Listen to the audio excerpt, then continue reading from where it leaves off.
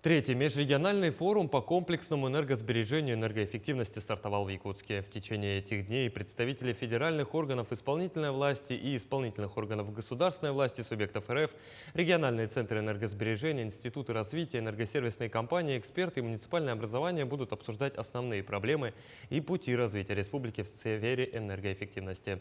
Подробности в материале Марины Захаровой. Я давно занимаюсь вопросами энергоэффективности, еще не работая в ассоциации, еще не работая в экспертном совете. И я хочу сказать, что одни из первых коллег, которые со мной начинали работать, это были коллеги из Якутии. Здесь реализовывались одни из первых энергосервисных контрактов.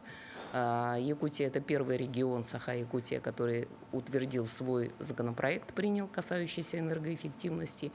И, в общем-то, есть с чего брать пример. Действительно, опыт Якутии представляет огромную ценность не только для нее самой, но и для страны в целом. В республике одни из самых высоких показателей затрат на коммунальные услуги. Условия благоприятствуют разработке и ведению проектов по снижению больших расходов республиканского и муниципального бюджетов, а также средств населения. Одним из них стал успешно реализуемый закон по внедрению энергосервисных контрактов в жилом фонде. С 2011 года в целом подписано 457 энергосервисных контрактов с потенциалом более 2 миллиардов рублей.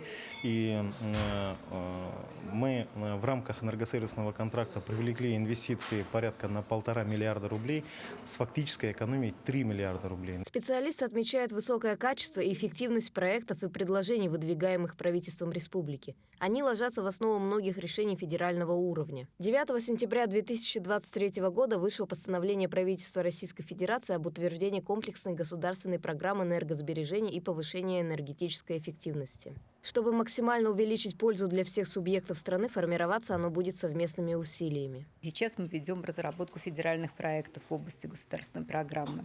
И вот об этом, конечно, коллеги на уровне субъектов Российской Федерации должны знать из первых уст от представителей федерального центра, для того, чтобы мы вместе формировали этот очень важный для нас, для всех документ.